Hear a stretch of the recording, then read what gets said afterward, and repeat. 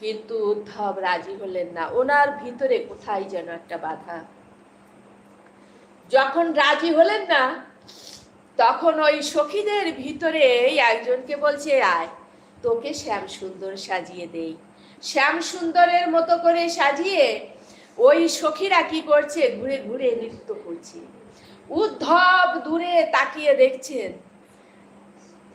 কিছুক্ষণ পরে উনি আর কাউকেই খুঁজে পেলেন না। সেখানে কোনো সখী নাই, সব কৃষ্ণ হয়ে গিয়েছে।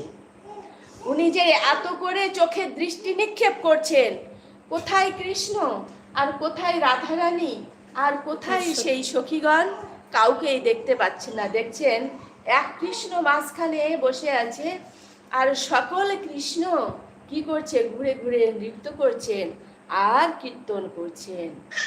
তখন উদ্ধবের মনে হলো, আমি যে ব্রজ সখীদের প্রণাম করতে চাইনি, আমি অধম, আমি মূঢ়, আমি অজ্ঞ। আমার ওই ব্রজবাসীদের, ওই ব্রজ গোপিনীদের যে চরণ ধুলার নিচে যে তৃণগুলো আছে, তাদেরও যোগ্য নই আমি।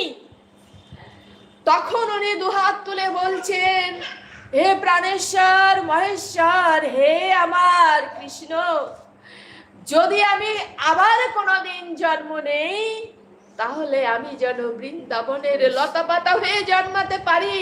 কেননা এই ব্রজ গোপিনীরা যখন হা কৃষ্ণ বলে দৌড়তে থাকবে, তখন তাদের চরণ ধুলো উড়ে এসে আমার পরে পড়বে।